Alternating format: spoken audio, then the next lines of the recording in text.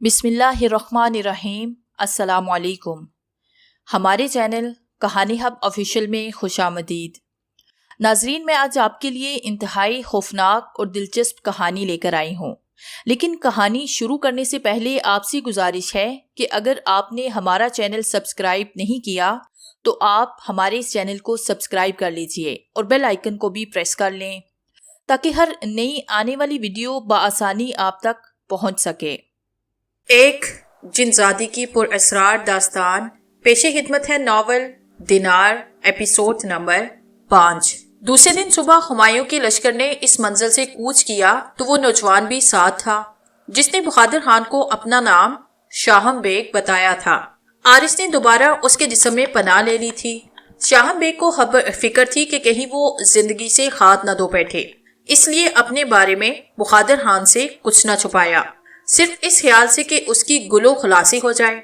मैं इसकी कहानी सुनकर बड़ी मुतासिर हुई।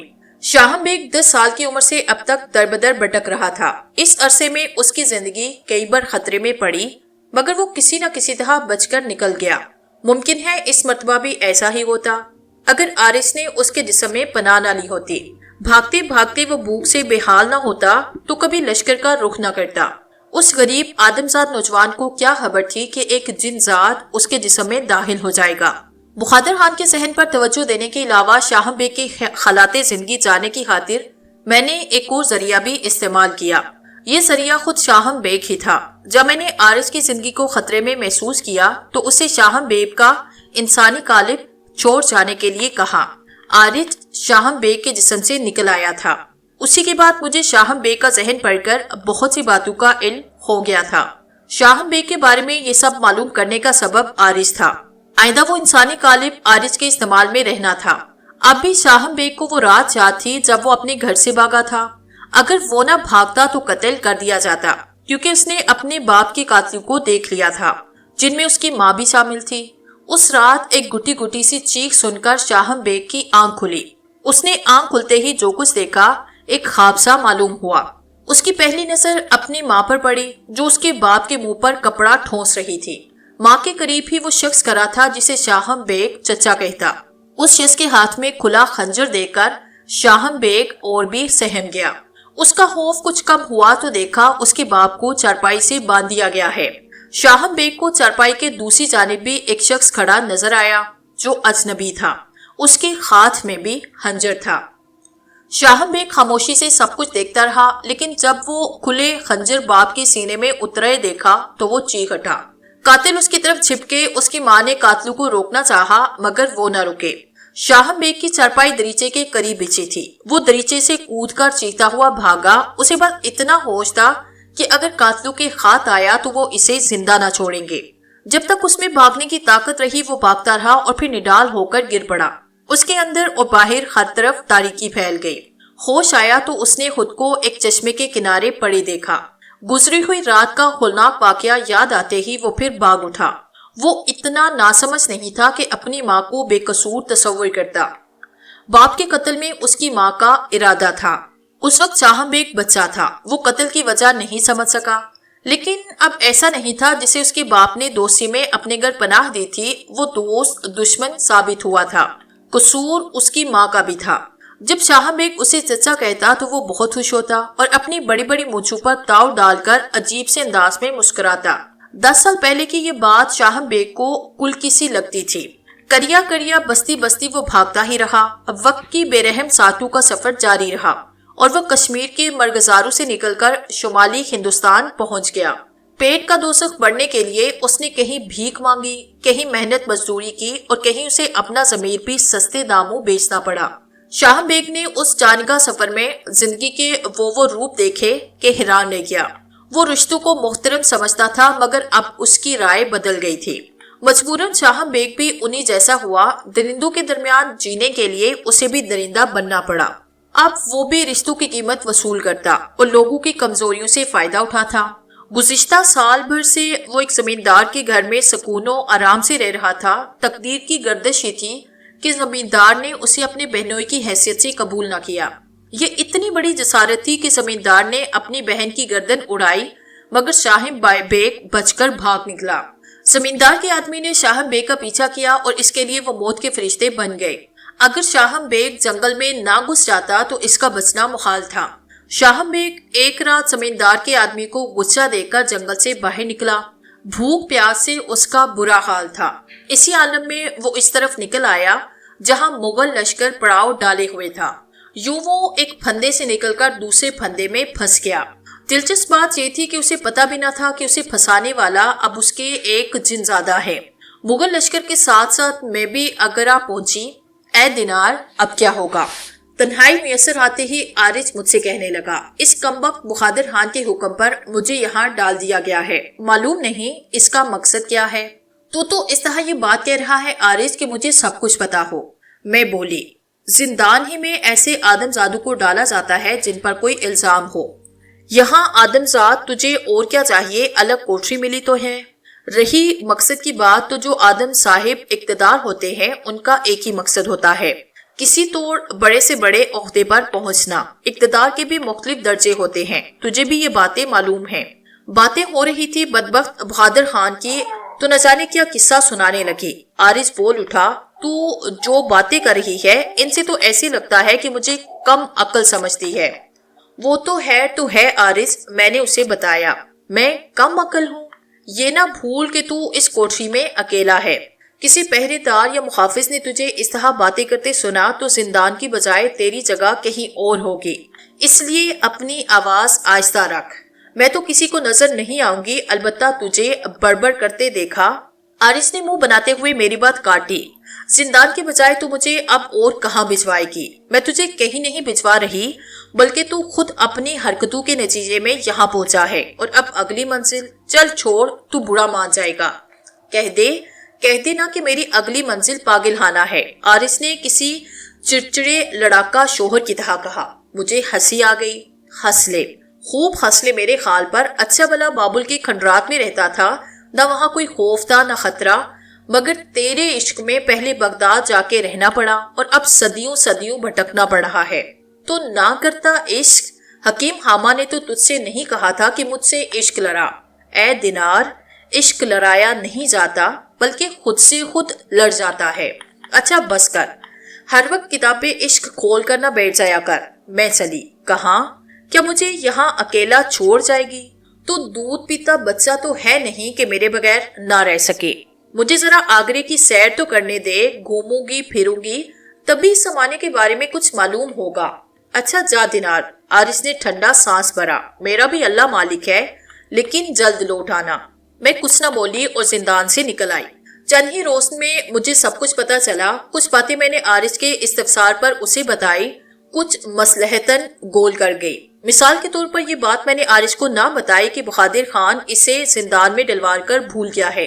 जिंदान में सभी तरह के कैदी थे, चोर, बदमाश, गुंडे, कातिल, लुटेरे।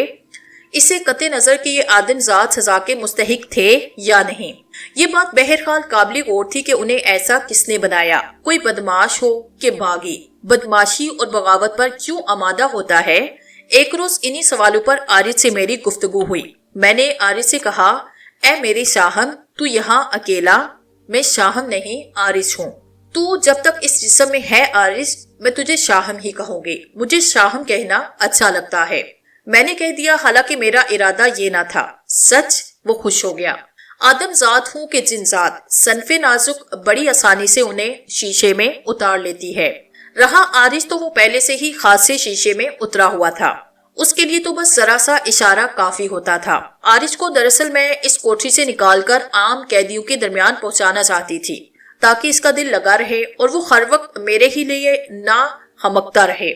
उसके लिए जरूरी था कि वो खुद को शाहम बेग ही समझने लगे, बिल्कुल इसी तरह जैसे वो बगदाद में हकीम सालिम बना। उस वक्त भी मैंने उसे कहा था कि अभी तो तेरे न जाने कितने नाम बदलेंगे। आरिज, अब वो बात हकीकत बन गई थी। वो एक दिन में उसे मशक कराती रही कि वो पूछने पर अपना नाम शाहम बेग ही बताए। जब आरिज गार्ड पर आया तो मैंने उसे मतलब की बात कह दी। फिर मैं तुझसे कैसी बातें किया करूं ऐ दिनार? यहाँ तो हमारे सिवा और कोई नहीं, मगर मैं आम कैदियों के साथ रहा तो इंसानी कालम में रहकर शायद तेरी अकल खबत हो गई है। तू बार बार क्यों ये बात भूल जाता है कि हम जिन्नात हैं, आदमजाद नहीं। ہمیں بلا باتیں کرنے سے کون روک سکتا ہے؟ تیرے دماغ میں کیا ہے میرے لیے سمجھنا مشکل ہے۔ کبھی کبھی تو مجھے جن ذات کی بجائے کوئی غبی قسم کا اعظم ذات معلوم ہوتا ہے۔ میں نے کہا، اس بہانے تو مجھے غبی کہہ رہی ہے۔ نہیں نا، تو بڑا عقل مند ہے، میرا شاہم ہے، بیوقوف کیسے ہوگا؟ پھر عارج اس کوٹری سے نکلنے پر آمادہ ہوا۔ داروغہ زندان کو الو بنانا میرے لیے کوئی مشکل کام نہیں تھا۔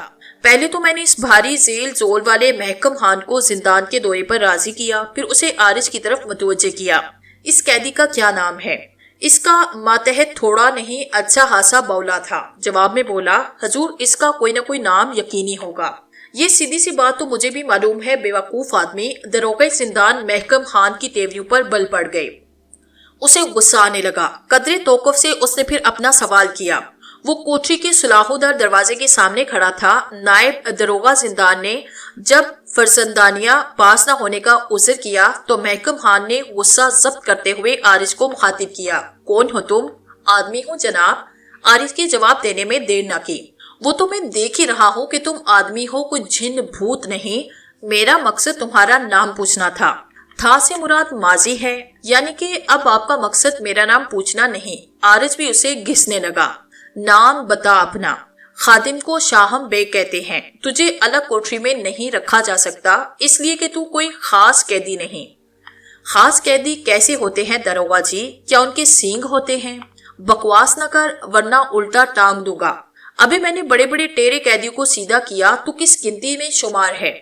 یہ کہتے ہی اس نے بلند آواز میں اپنے نائب سے کہا، اس شاہم بیگ کے بچے کو ابھی اور اسی وقت سے نکال کر عام قیدیوں، جناب میرے بچے کو نہیں بلکہ مجھے کو وہاں بھیجا جائے۔ میری شاہ پر عارج نے کہہ دیا۔ پھر کیا تھا؟ اللہ دے اور بندہ لے۔ عارج سے تو وہ کچھ نہ بولا کہ مزید بےزتی نہ ہو، البتہ اپنے ماتحت عملے پر برس پڑا۔ عارج کو اسی وقت کوٹری سے نکالا گیا اور آدم زادوں کی بھیڑ میں پہنچا دیا گیا۔ عارج نے شاہم بیگ بن کر وہاں بہت کچھ دیکھا اور سنا۔ اسے زندگی کے کچھ نئے تجربے ہوئے۔ ان تجربوں میں مشاہدے کی حد تک میں بھی شامل رہی۔ جو باتیں عارج کو آدم زادوں کے بارے میں معلوم نہ تھی، ان کا علم بھی ہوا۔ اس کے علاوہ اس زمانے کے سیاسی حالات بھی پتہ چلے۔ اقتدار کے لیے کس طرح ایک آدم زاد اپنے ہی بھائی کا دشمن بن جاتا ہے، مجھے اس کی مزید آگاہی ہوئی۔ رشتوں کا احترام یہاں بھی نہ تھا۔ مرزا کامران، مرزا عسکری اور مرزا خندال بادشاہ وقت کے سگے بھائی تھے، پھر بھی بادشاہ کے خلاف سازشیں کرتے رہتے۔ میرے نزدیک ان آدم زادوں اور شاہم بیگ میں زیادہ فرق نہ تھا۔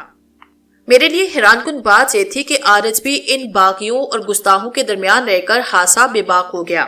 ایک دن تنہائی میں مجھ سے کہنے لگا، بادشاہ کا بت میرے ذہن میں تھا، اب ٹوٹ چکا ہے۔ کیسے؟ میں نے اسے چھیڑا۔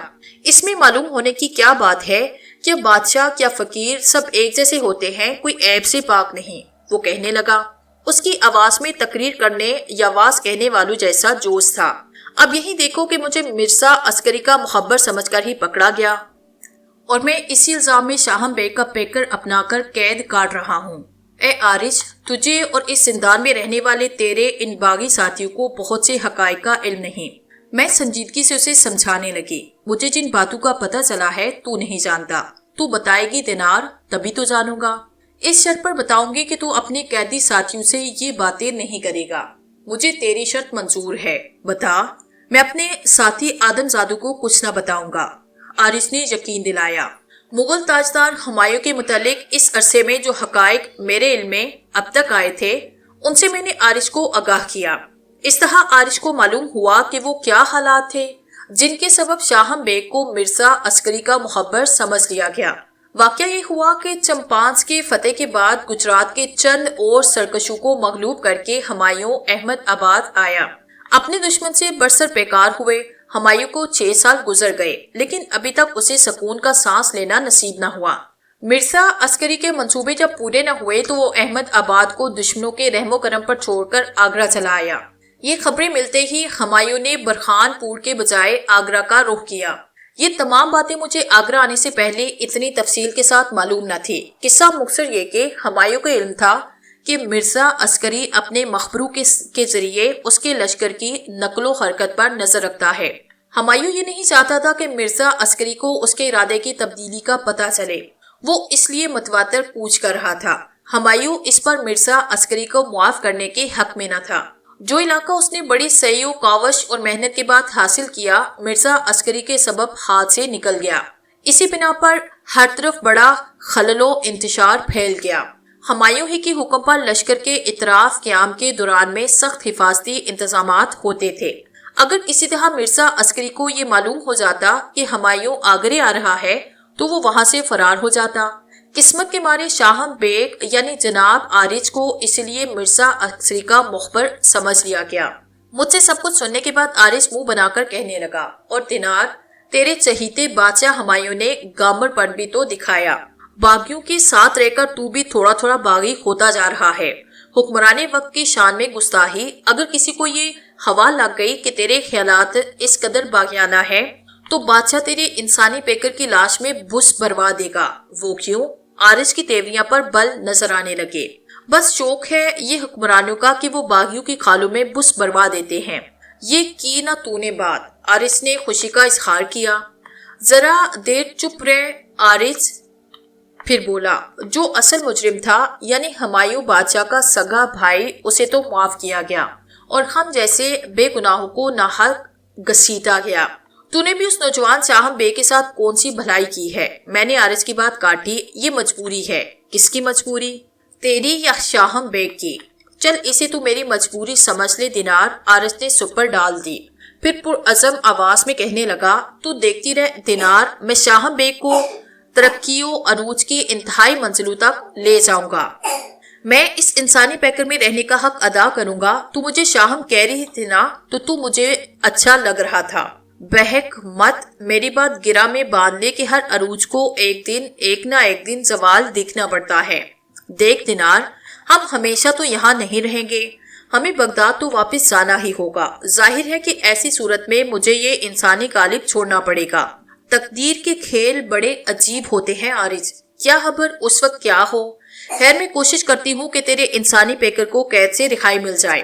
ہاں دینار، مجھے شاہم بے کی حیثیت سے اس زندان میں رہتے 3 مہینے سے زیادہ ہو گئے۔ اب یہاں میرا دل گھبراتا ہے۔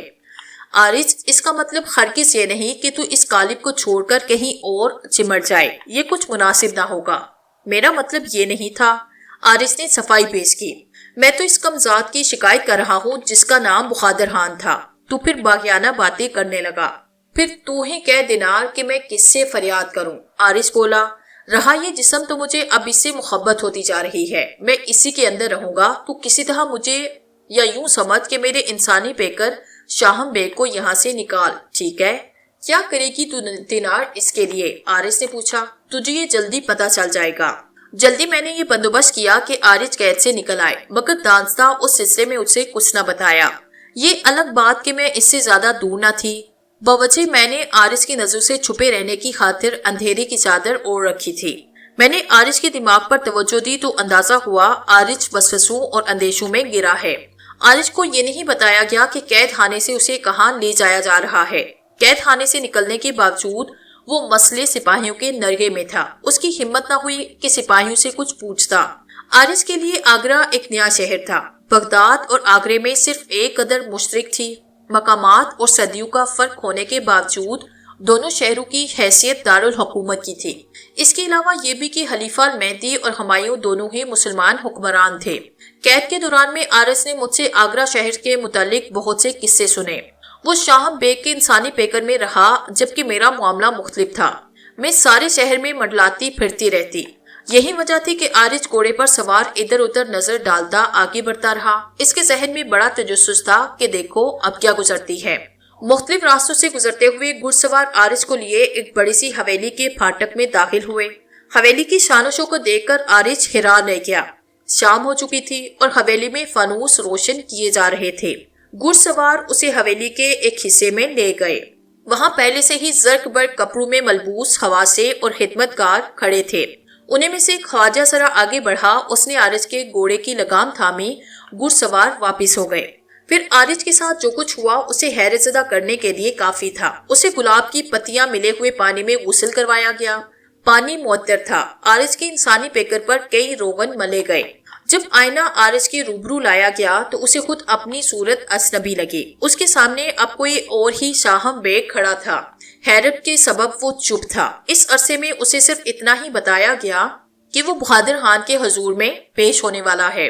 خواجہ سیرا اسے بہت دیر تک ادب و آداب اور بہادر خان کے مزاج سے آگاہ کرتا رہا۔ میں یہاں ایک بات کی وضاحت کرتی چلوں کہ آدمزاد مسلمان حکمرانوں میں سے بہت سو کو غلام خریدنے کا شوق رہا ہے۔ ہندوستان کے مسلمان حکمرانوں میں محمود غزنوی کے ساتھ اس کے غلام ایاز کا نام بھی آتا ہے۔ اسی طرح ایک اور مسلمان فرمانبردار شہاب الدین غوری کو بھی یہ شوق تھا۔ ہندوستان پر طویل عرصے تک انہی غلاموں کی حکومت رہی ہے۔ یہ الگ بات کہ انہیں ان کے آقاؤں نے آزاد کیا تھا۔ خاندان غلامہ کی فہرست میں قطب الدین ایبک اور شمس الدین التمش بھی آتے ہیں۔ اسی روایت کو مغل تاجداروں نے بھی برقرار رکھا۔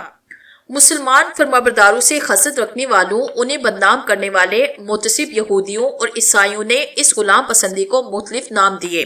فطرت جو ہر شے میں اپنا ظہور رکھتی ہے، اسے بدلنا ممکن نہیں۔ عارض اسی بنا پر پریشان تھا۔ شاہم بیگ کے جسم میں عارض نے پناہ تو لے رکھی تھی، مگر اس سے غیر ارادی حرکات سرزد ہوتی رہتی۔ اس وقت بھی شاہم بیگ کے کالم میں اس کا قلب زور زور سے دھڑک رہا تھا۔ عارض کو اس کے قلب و ذہن پر ایک حد تک کی تصرف حاصل تھا۔ حویلی کے اس حصے سے نکلتے ہی عارض کو مزید حیرت ہوئی۔ وہ سنگ مرمر کے بےداغ فرش پر چل رہا تھا۔ خواجہ سیرا کے ساتھ وہ ایک خواب کے سے عالم میں چلتا رہا اور چونکا اس وقت جب خواجہ سیرا نے اسے ٹونکا۔ ایک محرابی دروازے سے داخل ہوتے وقت اس کا پاؤں خریری پردے میں الجھ گیا۔ ہوش نہ کھو، آداب شروع ہو گئی ہے۔ خواجہ سیرا نے عارض کو شاہم بیگ سمجھ کر ڈانٹا۔ میں خاموشی سے تماشا دیکھتی اور اپنی ہنسی ضبط کرتی۔ عارض اتنا ہی خونق نظر آ رہا تھا۔ خواجہ سیرا کے ٹوکنے پر عارض سنبھل گیا اور آہستہ سے اپنا پیر خریری پردے سے نکالا۔ فرش پر قالین بچھا تھا جس میں اس کے پاؤں دستے جا رہے تھے۔ عارض سے کچھ ہی فاصلے پر سامنے ایک دروازہ نظر آ رہا تھا۔ عارض نے اس طرف دیکھا۔ اس دروازے کے دائیں بائیں ریشمی پردے پڑے تھے۔ وہ پردے اٹھے ہوئے تھے۔ دونوں طرف انہیں خوبصورت ڈوریوں سے باندھ دیا گیا۔ ان دونوں خالنما پردوں کے درمیان ایک اور پردہ پڑا تھا جس نے اندر کے منظر کو چھپا رکھا تھا۔ خواجہ سرا اس دروازے پر عارض کو چھوڑ کر اندر چلا گیا اور تھوڑی دیر کے بعد خواجہ سرا کی آواز آئی، وہ غلام در خدمت پر حاضر ہے، حکم ہو تو اسے پیش کیا جائے۔ جواب میں ایک آشنا آواز ابھری، ہاں اسے لے جاؤ۔ خواجہ سرا باہر آیا اور عارض کا بازو تھام کر اسے اندر لے گیا۔ اندر پہنچ کر خواجہ سیرا نے اسے آگے کیا اور خوب ادب سے ہاتھ باندھ کر چند قدم پیچھے کھڑا ہوا۔ خواجہ سرا کی ہدایت کے مطابق عارض 3 بار جھک کر آداب بجا لایا۔ وہ شاہم بیگ کا کردار بڑی خوبصورتی سے ادا کر رہا تھا۔ کسی کو نہیں پتا تھا کہ وہ آدمزاد نوجوان شاہم بیگ نہیں، ایک جن ذات عارض ہے۔ سامنے ہی مسند پر بہادر خان بیٹھا تھا۔ عارض کو قید خانے سے رہائی دلانے کے لیے میں نے اسی کو استعمال کیا۔ اس کے ذہن میں میں نے یہ بات بٹھائی کہ عارض کا انسانی پیکر یعنی شاہم بیگ ایسی صفات کا حامل ہے جو اعلیٰ درجے کے غلاموں اور خدمت گاروں میں ہوتی ہیں۔ بہادر خان سے ذرا فاصلے پر ایک اور شخص دوزانو بیٹھا نظر آ رہا تھا۔ سبحان اللہ، مان بہادر خان کے ہونٹوں کو حرکت ہوئی۔ شاہم بیگ کا بظاہر اس کے ذوق و جمال پر پورا اترا تھا۔ ہرچند کے خواجہ سیرا نے نظر چکائے رکھنے کو کہا مگر عارض اس ہدایت پر عمل نہ کر سکا۔ کچھ دیر سکوت طاری رہا۔ عارض کے انسانی قالب شاہم بیگ کو دیکھ کر بہادر خان مبہوت سا دکھائی دے رہا تھا۔ سبحان اللہ، بہادر خان بول اٹھا جیسے اسے ہوش آ گیا ہو۔ پھر بہادر خان نے اسے مخاطب کیا، کیا تو واقعی وہی برہنہ اور پاک باز سر نوجوان ہے جس نے ہمیں اپنی داستان سنائی تھی؟ جی ہاں حضور، یہ وہی غلام ہے۔ عارض نے خواجہ سیرا کی ہدایت کو ذہن میں دہراتے ہوئے ادب سے سر جھکا کر جواب دیا۔ میری توجہ عارض پر تھی کہ کہیں سے غلطی نہ ہو جائے۔ ذرا سی غلطی سے کھیل بگڑ جاتا اور عارض کو شاہم بیگ کا جسم چھوڑنا پڑتا۔ کسی اور آدمزاد کے جسم کو اپنا گھر بناتے ہوئے ہم جنات کو بھی بڑی مشکل ہوتی ہے۔ ایسی صورت میں اگر عارض کو شاہم بیگ کا جسم راس آیا تو یہ اچھی بات تھی۔ کسی اور کالم میں وہ شاید اس قدر سکون اور آرام سے نہ رہ پاتا۔ تو نے اپنا نام کیا بتایا تھا؟ شاہم بیگ حضور، عارض نے جواب دیا۔ شاہم؟ بہادر خان بڑبڑایا، پھر دائیں جانے بیٹھے ہوئے شخص سے بولا، دیکھا احمد یار خان، ہم نہ کہتے تھے کہ وہ ایک تراشیدہ ہیرا ہے۔ یہ بات بہادر خان کے دماغ میں ڈالنے والی میں تھی، ورنہ تو وہ شاہم بیگ کو بھول گیا تھا۔ دوزانوں بیٹھے ہوئے شخص نے بہادر خان کی تائید میں کہا، حضور دیدہ ور ہیں۔ بجا ارشاد فرمایا حضور نے، خادم کو تو اس کا پہلے ہی یقین تھا۔ بہادر خان تعصب سے بولا، بس ہمیں مہلت نہ ملی کہ اس کا دھیان آتا۔ آج تم نے احمد آباد کا ذکر چھیڑا تو خیال آیا احمد یار خان کو بھی میں نے ہی یہ ذکر چھیڑنے پر اکسایا تھا، مگر وہ اس حقیقت سے لا علم تھا۔ اس رات جب عارض شاہم بیگ کے جسم میں داخل ہونے کے بعد پکڑا گیا تھا تو احمد یار خان بھی انہی حاضر باشوں میں سے ایک تھا جو بہادر خان کے خیمے میں تھے۔ میں اسے بھولی نہ تھی۔ مغل لشکر آگرہ کی طرف کوچ کرتے ہوئے ایک منزل پر ٹھہرا تھا۔ آگرہ آنے کے بعد بہادر خان واقعی یہ بھول گیا کہ کسی بے گناہ کو اس نے قید میں ڈال رکھا ہے۔ احمد یار خان نے بہادر خان سے اپنی تعریف سنی تو بولا، حضور کچھ بولنے تو بولے مگر حضور کے خادم سب کچھ یاد رکھتے ہیں۔ اگر حضور کو خود اس کا دھیان نہ آتا تو یہ خادم بس عرض ہی کرنے والا تھا۔ بہادر خان اس چاپلوسی سے خوب واقف تھا، اس لیے تہا دے گیا اور عارض کی طرف پھر نگاہ اٹھائی، کہنے لگا، ہم تجھے اپنی خدمت کا شرف بخشنا چاہتے ہیں، بول اس پر خوش ہوا؟ یعنی بندہ حضور کی خدمت میں۔ عارض نے ظاہر کیا کہ وہ مرعوب ہو گیا ہے۔ ہکلانے کا مقصد یہی تھا۔ ہاں، بہادر خان بولا اور پیچھے کھڑے ہوئے خواجہ سیرا کو قریب آنے کا اشارہ کیا۔ جب خواجہ سیرا قریب پہنچ کر ادب سے جھکا تو بہادر خان نے دھیمی آواز میں کچھ ہدایت دی۔ ان ہدایات کا لب لباب عارض کی طبیعت اور آرام و آسائش سے تھا۔ اس شب عارض کو بہادر خان کی محفل کا ساقی بنایا گیا۔ یاران محفل نے بہادر خان کے انتخاب کی خوب داد تھی۔ یہ کھیرا تو تاج شاہی کی زینت بننے کے لیے قابل ہے، کسی نے کہا بہادر خان اسے بھائی خان زمان کی خدمت میں دے کر اس کا دل جیت سکتا ہے۔ عارض سب کچھ سنتا اور محسوس کرتا رہا۔ میں اسے پہلے ہی آگاہ کر چکی تھی کہ کس طرح بہادر خان کو ہموار کیا ہے۔ کبھی عارض نے سوچا بھی نہ تھا کہ آدم زادوں کے درمیان رہ کر ایسی صورتحال بھی پیش آ سکتی ہے۔ میں تنہائی میں عارض سے ملتی رہی، اسے سمجھاتی رہی کہ شاہم بیگ کے جسم میں رہنا ہے تو وہ سب خدمت کے تقاضے پورے کرنا ہوں گے جس کی توقع شاہم بیگ سے اسی جیسے آدم زاد کیا کرتے ہیں۔ کچھ ہی دن میں عارض نے اپنی خدمت گزاری سے بہادر خان کو گویا اپنا گربیدہ بنایا۔ بہادر خان کی حویلی سے نکل کر اب عارض کی شہرت خان زمان کی حویلی تک پہنچی۔ 3 ہی ماہ کے مختصر عرصے میں عارض نے اپنا رنگ جمایا۔ اس میں شاہم بیگ کی فطری خصوصیات کو بھی دخل تھا۔ خارج اگر چاہتا بھی تو ان خصوصیات کو نہیں بدل سکتا۔ یہ خصوصیات مثبت نہیں، منفی تھی۔ شاہم بیگ کو سارے ہٹ کنڈے اور داؤ کھیلنے آتے تھے کہ اپنے جیسے دوسری لوگوں کو کس طرح بے وقوف بنایا جا سکتا ہے۔ جلد ہی عارض کو شاہم بیگ کی ان منفی و ناگزیر خصوصیات کا پوری طرح علم ہوا۔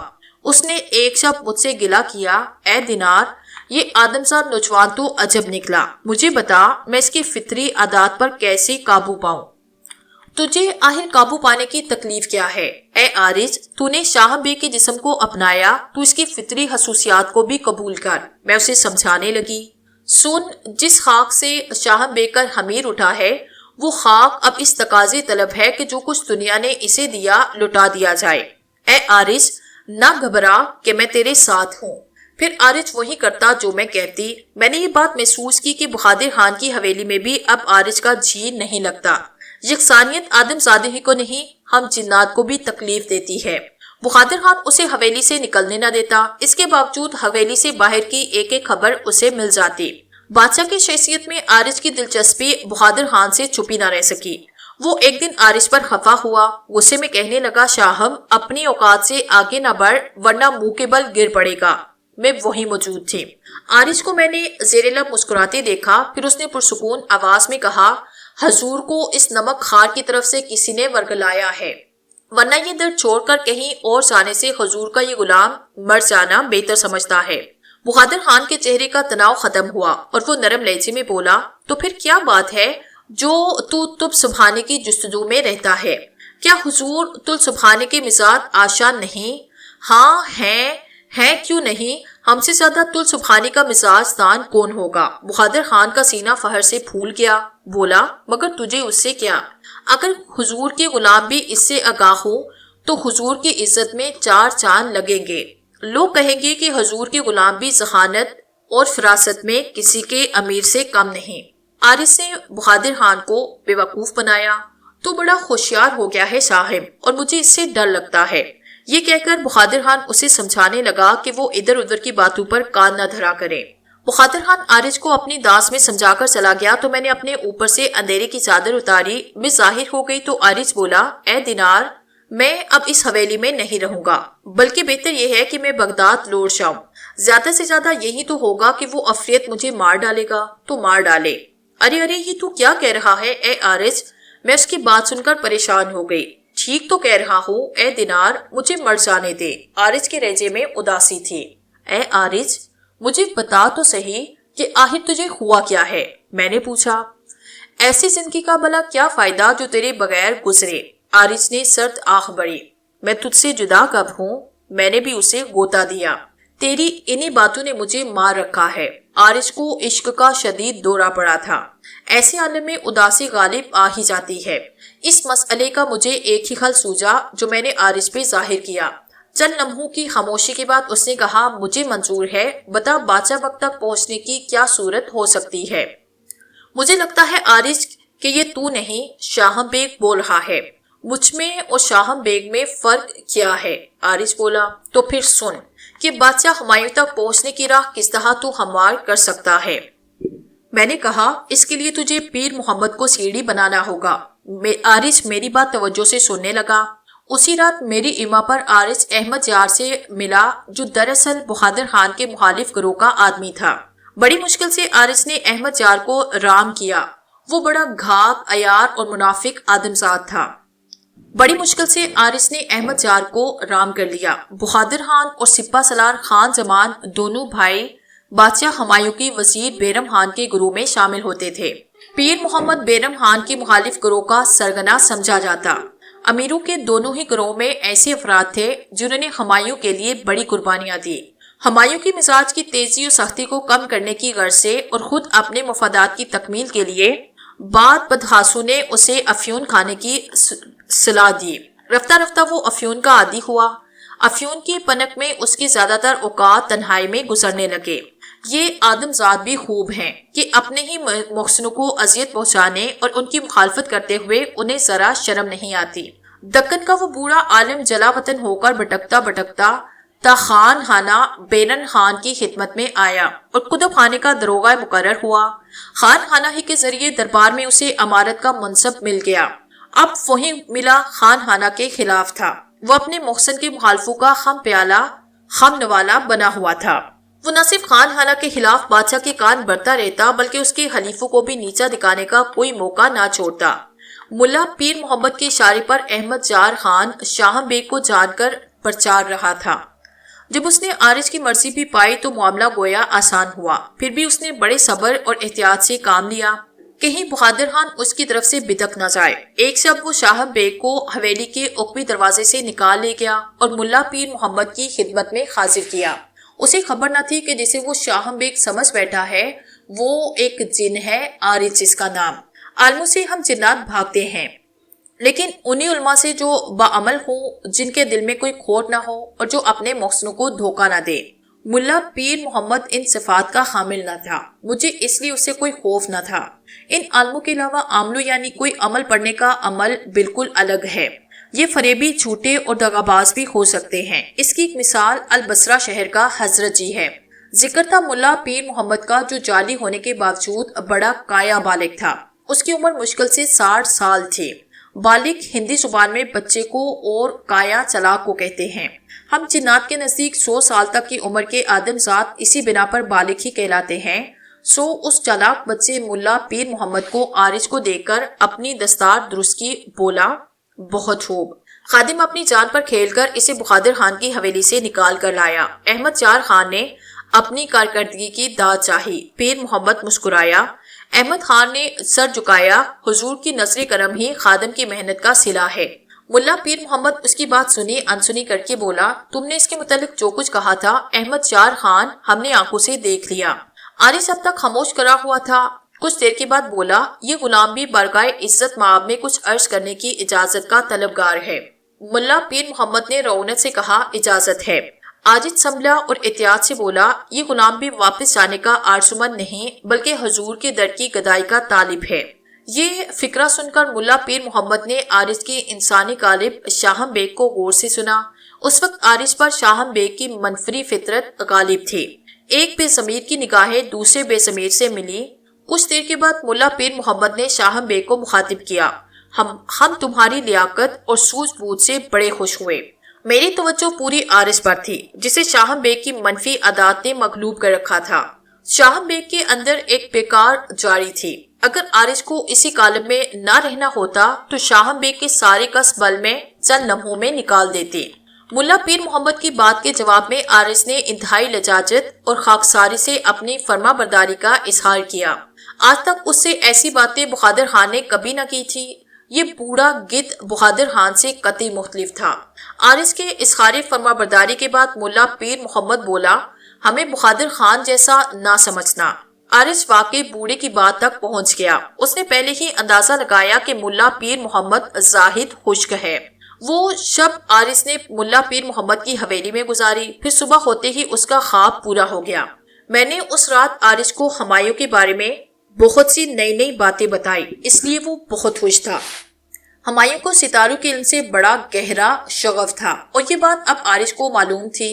ہفتے کے 7 دن ہمایوں اس کے امراء اور خاص متعلقین اسی رنگ کا لباس پہنتے جو رنگ اس دن سے منسوب ہونے والے ستارے کا ہوتا۔ ملا پیر محمد نے آرز کی ذہانت کا اعتراف کرنے میں بخل سے کام نہ لیا، مگر اس اعتراف کا بھی ایک الگ انداز تھا۔ اے شاہم بیگ، ملا محمد آرز سے مخاطب ہوا، تو وہ فتنہ ہے جس سے زل سبحانے کا بچنا بھی محال ہے۔ آرز یہ تو توصیفی کلمہ سن کر مسکرایا اور کہا، حضور یہ کہہ کر غلام کی عزت افزائی کر رہے ہیں۔ ادھر تو ملا پیر محمد آرز کو ساتھ لے کر شاہر محل کی طرف روانگی کی تیاریاں کر رہا تھا، ادھر بہادر خان کا صدمے سے برا حال تھا۔ خود ملا پیر محمد کے کہنے پر احمد یار خان نے یہ ادنا خبر صبح ہی صبح اسے پہنچائی۔ بہادر خان کو شاہم بیگ کی بے پرواہی پر ملال تھا، مگر زیادہ صدمہ یہ تھا کہ خود اس نے ایک سنہری موقع گنوایا۔ وہ خود شاہم بیگ کو لے کر بادشاہ کی خدمت میں حاضر ہوتا اور یوں اس کا تقرب حاصل کرتا۔ بہادر خان تڑپتا اور تلملاتا رہا۔ آرز سے متعلق میں خط آدم ذات پر نظر رکھے ہوئے تھی۔ ایک زندادی کے لیے یہ کوئی مشکل کام نہیں تھا کہ لمحوں میں کہیں اور پہنچ جائے۔ بہادر خان چشم تصور سے ملا پیر محمد شاہم بیگ کو ہمایوں کے روبرو دیکھتا رہا۔ ہمایوں نے افیون کے پنک میں ہونے کے باوجود آرز کی انسانی پیکر کو نظر بھر کر دیکھا۔ ملا پیر محمد پہلے ہی شاہم بیگ کا قصیدہ پڑھ چکا تھا۔ ذل سبحانی یہ بڑا باادب خدمت گزار ہے، ہم اسے اپنی خدمت میں قبول کرتے ہیں، ہمایوں نے کہا اور آنکھیں بند کر دی۔ آرز کا دل مسرت و شادمانی سے دھڑکنے لگا۔ اسے منزل مل گئی تھی، وہ اپنے انسانی قالب کو اسی بلندی تک تو پہنچانا چاہتا تھا۔ دراصل بلندی و پستی کے معیار آدم زادوں کے نزدیک مختلف ہیں۔ خلیفہ مہدی جہاں بعض معاملات میں سخت گیر مشہور تھا، وہیں رحم دل بھی تھا۔ شر پسندوں کے لیے وہ سخت گیر اور بے گناہوں کے لیے سپر تھا۔ اپنے طور پر خلیفہ مہدی نے ان بھائیوں کے متعلق تفتیش کرائی تو پتہ چلا کہ وہ لوگ بے گناہ ہیں۔ ان کا قصور حاکم فلوجہ کی نظر میں یہ تھا کہ وہ اپنے بنیادی حقوق کے لیے صدائے احتجاج بلند کرتے تھے۔ پھر اس سے پہلے کہ ان بھائیوں کی سرکوبی کے وزارتی احکام پر عمل ہوتا، خلیفہ مہدی کا حکم فلوجہ پہنچا۔ خلیفہ مہدی کے نزدیک وہ باغی حق پر تھے، سونے سزا کے بجائے انعام و اکرام سے نوازا گیا۔ یہ واقعہ میں نے اس لیے بیان کیا کہ اس کی چشم دید گواہ میں خود ہوں۔ خلیفہ مہدی یا کسی بھی آدمزاد حکمران سے میری کوئی رشتہ داری نہیں کہ میں ناحق اس کی رحم دلی کے قصے سناؤں۔ ہندوستان کے فرما رواں ہمایوں نے شاہم بیگ کو شرف قبولیت بخش دیا، یہ کوئی معمولی بات نہ تھی۔ مگر دینار، تیرے بغیر تو شاہی محل میں بھی میرا دل نہیں لگے گا۔ آرز کہنے لگا، کیا تیرے لیے شاہی محل میں کنیزیں، حواسے اور خدمائن نہیں؟ میں نے دانستہ چپتی آواز میں کہا، لیکن تجھ سا کوئی کہاں، کوئی بھی کسی جیسا نہیں ہوتا۔ پاگل مت بنا مجھے اے آرز، شاہم بیگ کے جسم میں رہ کر تو بگڑتا جا رہا ہے۔ دینار، یہ ذمہ داری بھی تو تجھی پر عائد ہوتی ہے۔ نہیں، میں نے انکار کیا۔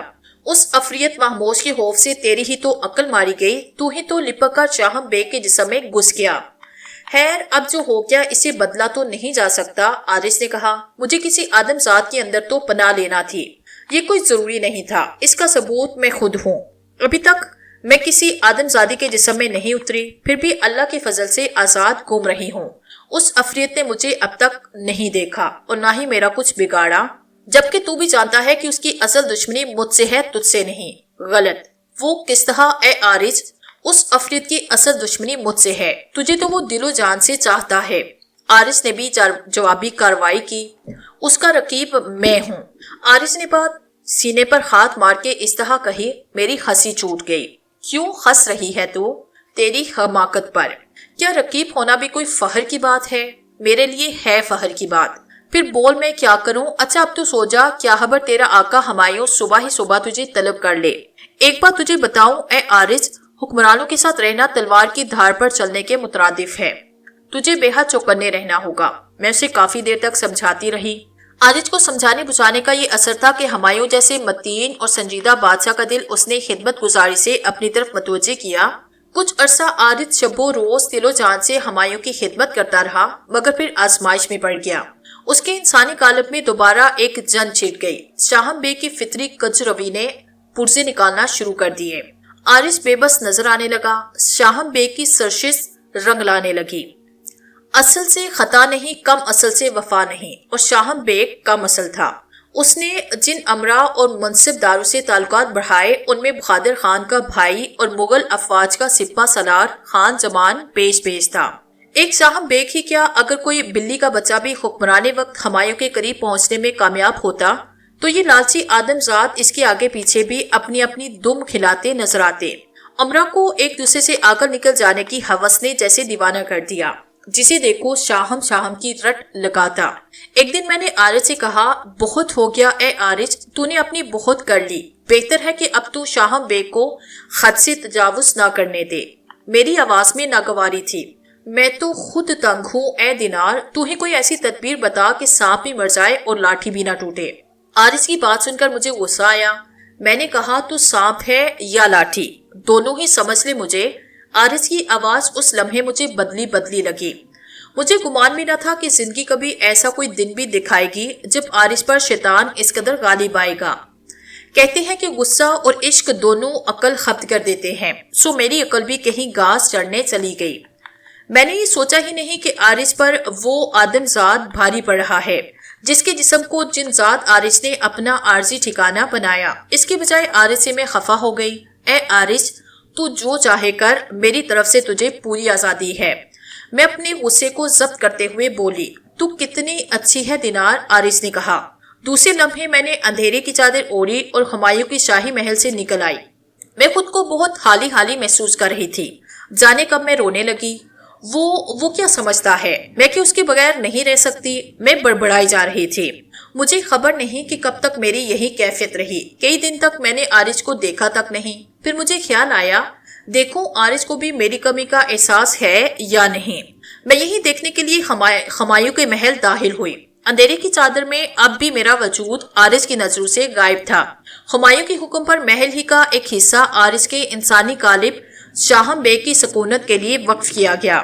عارض کو اب شاہی مقربوں میں شامل کیا گیا۔ اس کی حیثیت کے پیش نظر بہادر خان نے تعلقات رینا کا واسطہ دے کر عارض سے دوبارہ رسم و راہ پیدا کر لی۔ اس کی وجہ یہ تھی کہ وہ عتاب شاہی سے بچنا چاہتا تھا۔ عارض اس کے لیے کسی بھی بری گھڑی آنے کا سبب بن سکتا تھا۔ شاہم بیگ کو میں نے عارض پہ غالب دیکھا۔ میرا عارض اپنے انسانی پیکر میں ایسا گم ہوا کہ مل ہی نہ رہا تھا۔ سو میں نے عارض کو اس کے حال پہ چھوڑا، پھر بھی میں نے اس کے انسانی پیکر کی نقل و حرکت پر نگاہ رکھی۔ شاہم بیگ اپنے برے وقت کے دوستوں اور دشمنوں کو بالکل نہ بھولا تھا، مگر اس کے دوست کم اور دشمن زیادہ تھے۔ اس نے دوستوں کو خوب نوازا اور دشمنوں سے بھرپور انتقام لیا۔ کسی کی کھال کھنچوائی، کسی کو برسر عام کوڑے لگوائے، کسی کی گردن مروائی، کسی کو قید کروایا اور کسی کو اتنا ذلیل کیا کہ اس نے خودکشی کر لی۔ سنبل کا عبد الرحمن بھی شاہم بیگ کو یاد تھا، جو غریب خانے کے باوجود دل کا غنی تھا۔ شاہم بیگ آج کل بہت مصروف شب و روز گزار رہا تھا۔ لگتا تھا کہ عارض کو اس نے مغلوب کرنے کے بعد اپنے قالب میں قیدی بنا لیا یا اسے بھی اپنے رنگ میں رنگ لیا۔ اپنی مصروف شب و روز کی وجہ سے نہ تو وہ خود سنبھل جا سکا، نہ اپنا کوئی قاصد بھیج کر اسے آگرے بلوا پایا۔ جو لوگ شاہم بیگ کے انتقام کا شکار ہوئے ان میں سے بالواسطہ کچھ کی پہنچ عمرہ تک بھی تھی۔ شاہم بیگ کی شکایتیں وہاں تک پہنچی کہ مگر بادشاہ تک نہ پہنچی۔ کوئی امیر بادشاہ کے مزاج شناس خادم خاص کی دشمنی مول لینے پر آمادہ نہ ہوا۔ اس سے شاہم کا حوصلہ بڑھا۔ وہ اب محل سے نکل کر بے روک ٹوک جہاں چاہتا آ جاتا۔ وہ شہزادوں کی سی زندگی گزار رہا تھا۔ اب اس کی آمد و رفت سپہ سالار افواج خان زمان کی حویلی میں بھی پہلے کی نسبت بڑھ گئی۔ خان زمان کا خیال تھا کہ بادشاہ ہمایوں تک کوئی بات پہنچانے یا خود پہنچنے کے لیے شاہم بیگ سے زیادہ کوئی اور مؤثر راستہ نہیں۔ شاہم کی آمد کا بڑا سبب خان زمان کی ایک حسین کنیز دل آرام تھی۔ دل آرام نہایت خوبصورت اور نوجوان کنیز تھی۔ اب تک شاہم بیگ صرف 2-3 بار اس کی جھلک دیکھ پایا۔ اس حسین اور نازک اندام کنیز پر شاہم بیگ کا دل آ گیا تھا۔ یہ ایسا معاملہ تھا جو مجھ سے برداشت نہ ہوا۔ آدم زادیاں بھی اپنی محبت میں کسی کو حصے دار بنانے پر آمادہ نہیں ہوتی۔ میں نے بہرحال ایک فیصلہ کیا، جبکہ یہ مشکل فیصلہ تھا۔ ہرچند کے عادت سے میں انتہائی خفا تھی، مگر یہ کس طرح گوارا کرتی کہ کوئی آدم زادی اسے اچک لے جائے اور میں جن زادی ہونے کے باوجود دل ملائی رہ جاؤں۔ میں نے سوچا کچھ بھی صحیح عارض تھا تو اسی انسانی کالم میں جسے دوسرے آدم زاد بادشاہ ہمایوں کا خاص خادم شاہم بیگ سمجھتے۔ ایک دن شاہم بیگ موقع پا کر ایسے وقت خان زمان کی حویلی میں گیا کہ خان زمان وہاں نہ ہو۔ خان زمان اس وقت بادشاہ کے پاس تھا، وہاں سے اس کی واپسی کا جلد امکان نہ تھا۔ میں سب کچھ معلوم کر چکی تھی۔ شاہم بیگ بھی باخبر تھا۔ خان زمان کے علاوہ دیگر امراء کو بھی بادشاہ نے طلب کیا۔ جنید پرلاس کے انتقال کی اطلاع ہمایوں کو آج ہی ملی تھی۔ وہ شرقی علاقے کے بندوبست پر مامور تھا۔ اس نے پٹھانوں کی ایسی سرکوبی کی تھی کہ اس کے ہوتے کسی پٹھان کو سر اٹھانے کی ہمت نہ تھی۔ ہمایوں کو خادم خاص ہونے کی وجہ سے شاہم بیگ تمام ملکی حالات سے واقف رہنے لگا۔ اسے ایک ایک پل کی خبر تھی کہ ہمایوں کب اور کیوں کسی امیر سے ملا اور کب وہ کیا قدم اٹھانے والا ہے۔ شاہم بیگ کو خبر نہ تھی کہ وہ مست ناز اشو ادادا کے 1000 پیکا لیے ایسے ہی موقع کی منتظر تھی۔ یہی وہ لمحہ تھا کہ جب میں دل آرام کے جسم میں اتری۔ اول توقع کے مطابق مجھے گھٹن محسوس ہوئی، مگر جلد ہی مجھے قرار آیا۔ اس کا سبب یہی تھا کہ دل آرام کا جسم بڑا لطیف تھا۔ طویل عرصے کے بعد عارض اور میں ایک دوسرے کے مقابل کھڑے تھے، مگر اس طرح جیسے دو اجنبی ہوں۔ آشنائی کی خوشبو اجنبیت کے قرب کو ختم کر دیتی ہے، لیکن اسی وقت جب دونوں طرف شعلہ عشق لپک رہا ہو۔ عشق میں دوری نہیں ہوتی، مگر اب ہمارے درمیان شاہم بیگ اور دل آرام کے انسانی قالب تھے۔ شاہم بیگ کی آمد کے بارے میں جب مجھے خبر ہوئی تو میں نشست گاہ کی چلمن سے لگ کر کھڑی ہو گئی۔ نہ صاف چھپتی تھی نہ سامنے آتی تھی۔ باریک چلمن کے پیچھے ایک شعلہ سا فروزہ تھا۔ شاہم بیگ نے چلمن پر نگاہ جمائی۔ وہ دیوانوں کی طرح یکٹک ایک ہی طرف دیکھے جا رہا تھا۔ پھر میں ہی عارض سے دل آرام بن کر مخاطب ہوئی۔ عارض نے جو آواز سنی وہ میری نہیں، دل آرام کی ہی تھی۔ اسے گمان بھی نہیں ہو سکتا تھا کہ دل آرام کے بدن میں آرام کر رہی ہوں۔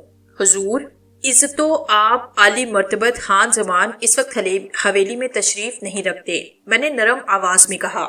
ہمیں معلوم ہے، عارض نے شاہم بیگ کی آواز میں کہا، مگر کیا ہماری پذیرائی خان زمان کی موجودگی سے مشروط ہے؟ میں فوراً بولی، کنیز ہر خدمت کے لیے حاضر ہے۔ میں نے محسوس کیا کہ دل آرام کی شیریں آواز سن کر عارض کی سماعت میں شہد سا گل گیا ہوگا۔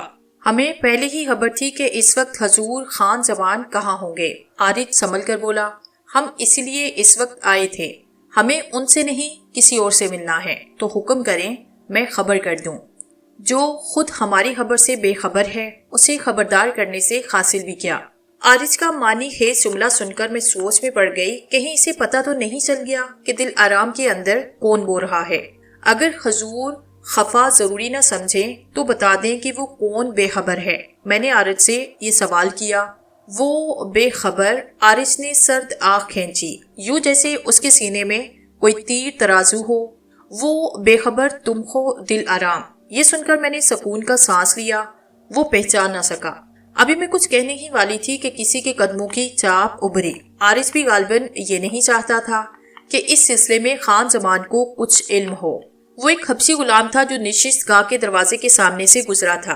حواس سے نشست گاہ کے دروازے پر پڑا ہوا پردہ بار بار اٹھ رہا تھا۔ عارض نے پردہ اٹھنے کی وجہ ہی سے اس حبشی غلام کی جھلک دیکھ لی۔ جب قدموں کی آواز بالکل معدوم ہو گئی تو میں بولی، کنیز اجازت چاہتی ہے، مبادا کوئی کچھ سن لے۔ یہ الفاظ ادا کرتے ہی میں نے عارض کے دماغ پہ توجہ دی۔ وہ سوچ رہا تھا دل آرام صرف اخفائے راز چاہتی ہے۔ اگر تمہیں کسی کے کچھ سن لینے کا خوف ہے تو خلوت کا بندوبست بھی کیا جا سکتا ہے، بس ذرا تمہیں ہمت سے کام لینا پڑے گا۔ وہ جلدی سے ترغیبی لہجے میں بولا۔ مجھے ناشائستگی محسوس ہوئی۔ میرا جی چاہا کہ اسے ڈانٹ دوں، پھر اس وقت میری حیرت کی انتہا نہ رہی کہ چاہنے کے باوجود میں ایسا نہ کر سکی۔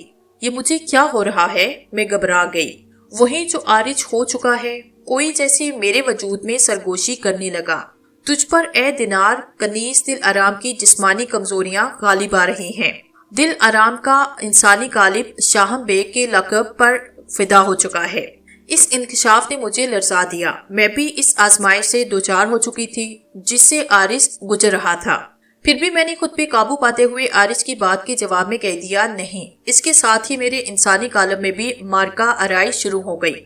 آدم ذات کو اشرف المخلوقات بنایا گیا ہے، جنات کو نہیں۔ اسی سبب آدم ذات ہم جنات پر غالب آ جاتے ہیں۔ میرے ساتھ بھی یہی ہوا تھا۔ کنیز دل آرام کا جذبہ عشق قوی تھا، سو میں بے بسی محسوس کرنے لگی۔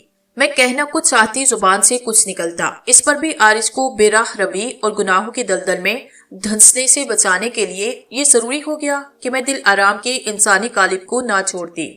میں نے ایک فیصلہ کیا جس کی تفصیل آگے آئے گی۔ خبر نہیں مجھے کیا کہنا تھا۔ جو الفاظ بے اختیار میری زبان پر آئے یہ تھے، آپ کو حضور کنیز کی جانب سے شاید کوئی غلط فہمی ہو گئی۔ نیز یہ مقصد ہرگز نہ تھا۔ اچھا تو پھر ہم چلتے ہیں۔ عارج سے کہتے ہی اٹھ کھڑا ہوا۔ وہ یہ سمجھ رہا تھا کہ میں خان زمان سے خوفزدہ ہوں۔ کہیں حضور اس کنیز سے خفا تو نہیں ہو گئے؟ میں نے کہا۔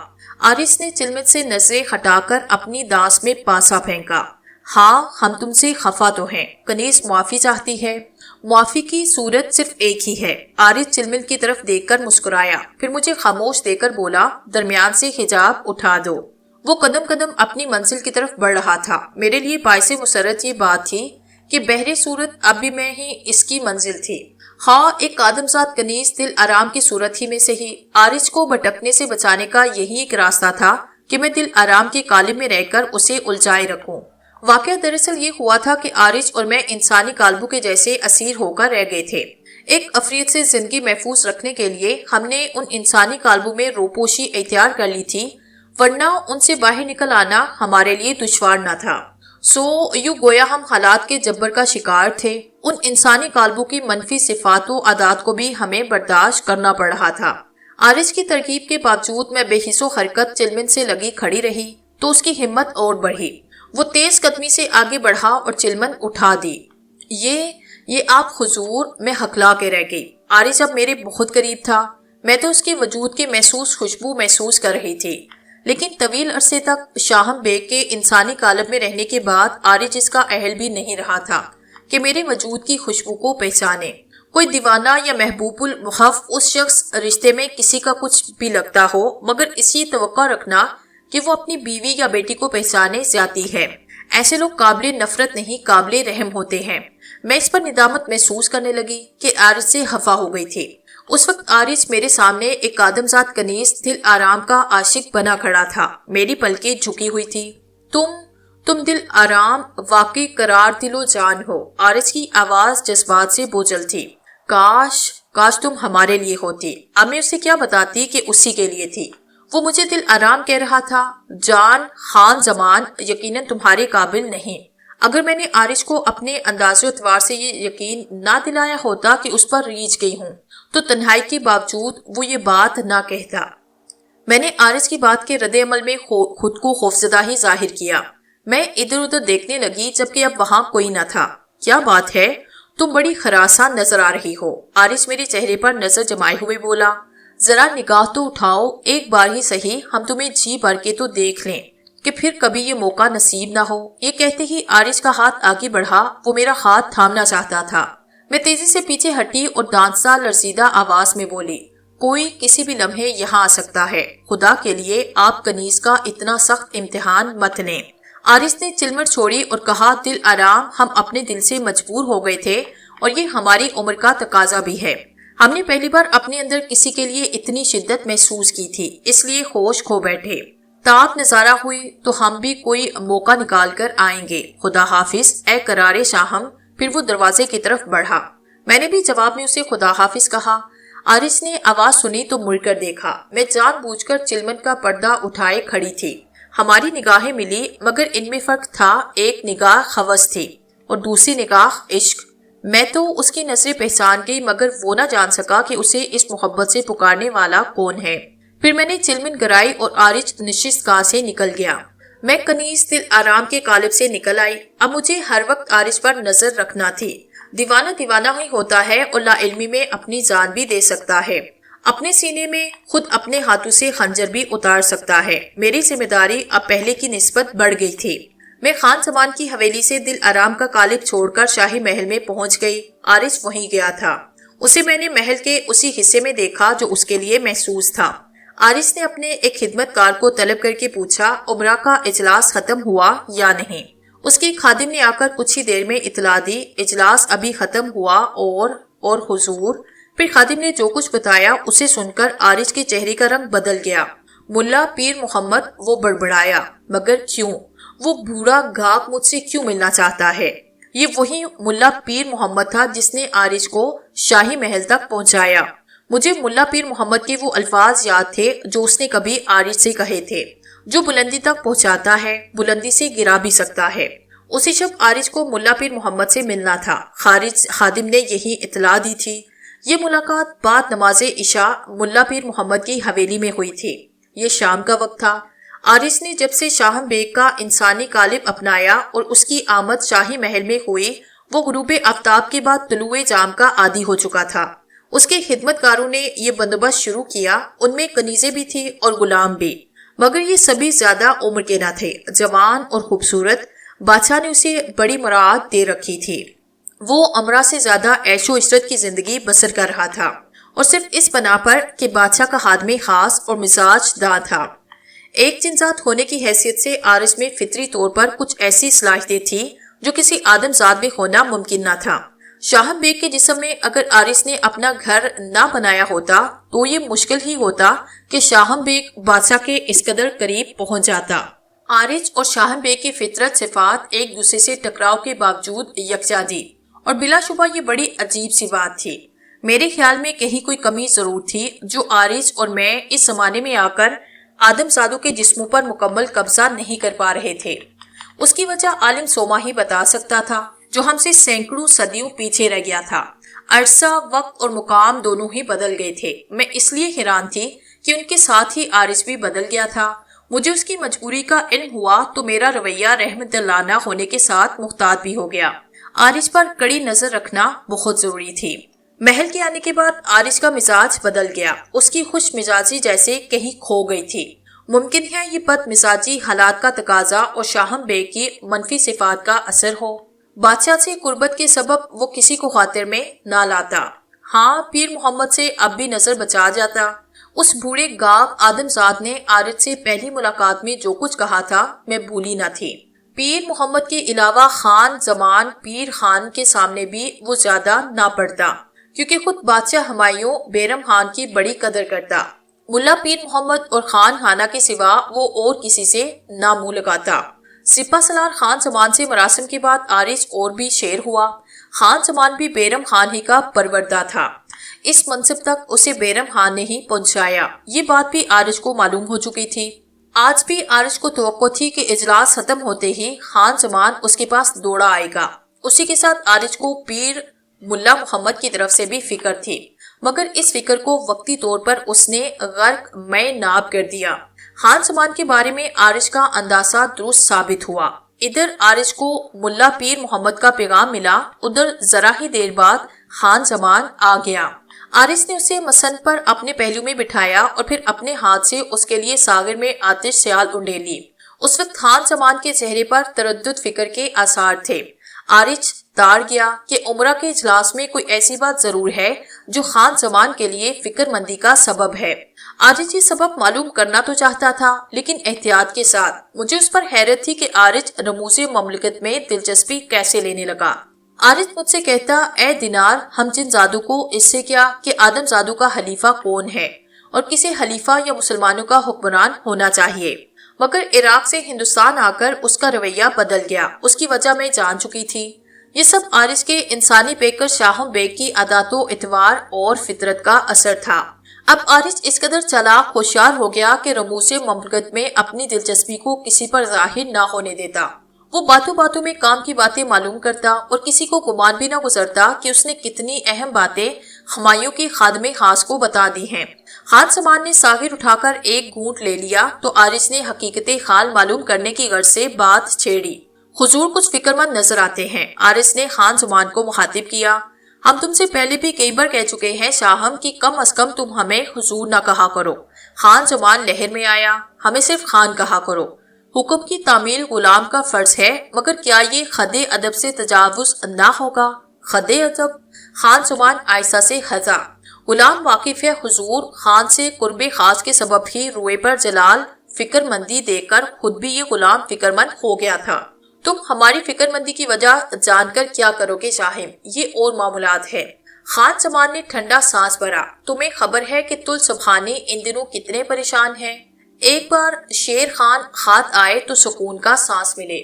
آج کل اس نے رہتاسپور کے علاقے میں فتنہ و فساد مچا رکھا ہے۔ مخبروں سے خبر ملی ہے کہ وہ اب بنگل کی طرف روانہ ہوئے جا رہے ہیں۔ خان زمان نے یہ کہہ کر ساغر اٹھایا۔ عارض اپنی تمام تر جناتی صفات اور ذہانت کے باوجود ان باتوں پر تبصرہ کرنے کا اہل نہ تھا، اس لیے وہ دوبارہ خان زمان کے بولنے کا منتظر رہا۔ خان زمان نے ساغر خالی کر دیا تو عارض نے اسے پھر بھر دیا اور بولا، آپ نے بجا فرمایا خان کہ یہ اور معاملات ہے، مگر ذل سبحانی اور آپ سے لگاؤ کے سبب ان سے غلام کا بھی واسطہ ہے۔ اسی واسطے کے سبب تو ہم تمہیں بتانے آئے ہیں کہ ذل سبحانی نے آگرہ سے کوچ فرمایا۔ کہاں؟ عارض بے چین ہوا۔ ذل سبحانی اس وقت آگرہ سے کوچ کریں گے جب شیر خان بنگال کی طرف روانہ ہو جائے گا۔ ذل سبحانی شیر خان کی غیر موجودگی سے فائدہ اٹھا کر قلعہ چنار پر قبضے کا قصد رکھتے ہیں اور یہ قدم نہایت دانش مندانہ ہے۔ پھر خان زمان عارض کو شیر خان کے بارے میں بتانے لگا۔ عارض نے کوئی دلچسپی نہ لی، وہ تو کچھ اور ہی سوچ رہا تھا۔ شیر خان جو بعد میں شیر شاہ سوری کہلایا، اس کے متعلق میں بتاتی چلوں۔ وہ ہندوستان کا حکمران بھی رہا۔ بہار کے ایک قدیم شہر سہرام کا وہ چوکیدار تھا۔ اپنی قوت و لیاقت، ذہانت اور دلیری کی وجہ سے وہ رفتہ رفتہ ترقی کرتا چلا گیا۔ خان زمان کو جلد اندازہ ہوا کہ عارض شیر خان کے ذکر میں دلچسپی نہیں لے رہا۔ تیسرا ساغر ختم کرنے کے بعد اسے اب ہلکا ہلکا نشہ ہونے لگا۔ اسی وجہ سے جب عارض نے اس کے ساغر میں مزید شراب انڈیلنے کے لیے سراہی اٹھائی تو وہ بولا، شاہم کاروانے شوق و مستی کو ذرا آہستہ لے چلو، ایسا نہ ہو کہ ہمارے قدم لڑکھڑا جائیں۔ عارض اس کا مشورہ سمجھا۔ اس نے سراہی رکھ کر کہا، خان کا غلام بھی تو اس کارواں میں شامل ہے۔ وہ بلا کب یہ گوارا کرے گا کہ خان کے قدموں میں لغزش آئے؟ خود کو غلام نہ کہا کرو شاہم، غلام تو ہم ہے اپنی خواہش کے غلام، تم تو بس شاہم ہو شاہم۔ میری توجہ خانہ زمان اور عارض دونوں کے ذہنوں پر تھی۔ عارض سمجھا کہ خان زمان بہکنے لگا ہے، اس لیے بولا، خان کو آج بہت جلد سرور ہو گیا۔ خان زمان اس کی بات سن کر مسکرایا۔ ہاں شاہم، کبھی کبھی ایسا بھی ہوتا ہے، کبھی تو بغیر پیے ہی نشہ ہونے لگتا ہے۔ خان کی باتوں سے دماغ میں روشنی سی ہونے لگی۔ عارض نے اسے بانس پہ چڑھایا۔ تعریف خان زمان کو بھی پسند تھی۔ ممکن ہے ہماری باتیں تمہارے لیے روشنی ہوں، لیکن کچھ ایسے لوگ بھی ہیں جو ان باتوں کو سمجھنے کی اہلیت نہیں رکھتے۔ خان زمان کے بعد شاہم بھی کچھ کہنے ہی والا تھا کہ خان زمان پھر بول اٹھا، ہاں ایک بات تو رہ گئی، ارشاد۔ عارض مؤدب انداز میں بولا۔ خان زمان نے پہلو بدل کر کہا، جہاں تک ہمارا خیال ہے ذل سبحانی تمہیں بھی ساتھ لے چلیں گے۔ جب سے تم آگرہ میں ہو ایسا موقع نہیں آیا، تم گھبرا نہ جانا، تمہارا بال بھی بیکا نہ ہوگا۔ اس بارے میں فیصلہ تو ذل سبحانی کریں گے، غلام تو حکم کا پابند ہے۔ عارض ہوشیاری سے بولا، درست کہا تم نے۔ خان زمان کہنے لگا اور پھر رخصت ہو گیا۔ اس عرصے میں عارض نے اسے بتایا کہ وہ اسے ڈھونڈنے حویلی پہنچا تھا۔ عمرہ کے اجلاس سے عارض نے نا علمی کا اظہار کیا تاکہ خان زمان کو کوئی اور شبہ نہ ہو۔ صنف نازک کے معاملے میں کیا آدم ذات اور کیا جنات، کیا غریب کیا امیر، سبھی حساس ہوتے ہیں۔ عارض بھی یہ بات جانتا تھا۔ منصف نازک کے لیے کوئی شرط نہیں، وہ کوئی کنیز بھی ہو سکتی ہے۔ دل آرام ایک کنیز سی تو تھی میں جس کے جسم میں اتری تھی۔ تجربات نے عارض کو بڑا محتاط کر دیا۔ وہ عیب تو کرنا چاہتا تھا مگر ہنر کے ساتھ۔ اسے دل آرام کی خواہش تو ضرور تھی مگر اس قیمت پر نہیں کہ خان زمان سے بگاڑ ہو جائے۔ اب وقت ہو گیا تھا کہ عارض شاہی محل سے چل دیتا۔ اس نے معلوم کرایا کہ ہمایوں خلوت میں ہے، ایسے میں اس کے پاس کوئی نہیں جا سکتا تھا، خواہ اس کے خاندان والے ہی کیوں نہ ہوں۔ عموماً ایسا اس وقت ہوتا جب ہمایوں کسی معاملے پر غور و فکر کرتا اور اسے کوئی فیصلہ کرنا مقصود ہوتا۔